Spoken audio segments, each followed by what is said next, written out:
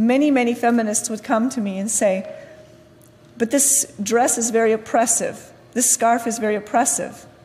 And I would use the argument that maybe, does oppression equal modesty? So therefore then does freedom equal immodesty?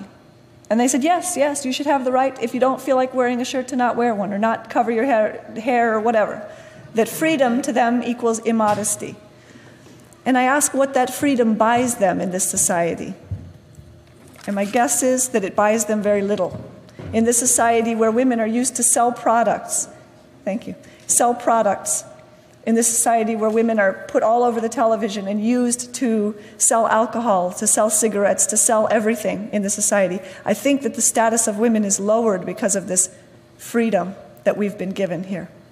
One of the reasons alcohol is forbidden is because in this country, maybe 75 to 90% of abuse, domestic violence cases are related to alcohol.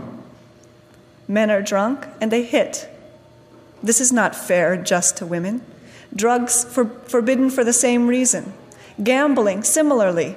Who gambles in this society? Mostly the rich? No. Mostly the poor. The poor who need the money in their home, but they're hoping for a quick fix, to get rich quick, and they go and they gamble away their welfare checks. And the women and the children then suffer. So Islam forbids those things that would be damaging to the social fabric of the family. Restrictions for polygamy. I'm always asked about polygamy, and surely you've had you've been asked about it. Isn't your religion the one that allows polygamy? Ooh, and they're mean about it. They don't ask nicely, they get mean, and they're expecting you're going to get very defensive about this. And what I say is I would much rather have a religion where, as a first wife, I would have to be asked for permission for my husband to take a second wife. And without that permission, it's not going to happen. And that it's only under very restricted circumstances, and the rules about them are so strict that most men would not choose this, because to treat two women exactly equally and justly is so difficult that most men don't choose to do this. But in this society where polygamy is not allowed, what happens? Does that mean men stay faithful their whole marriage?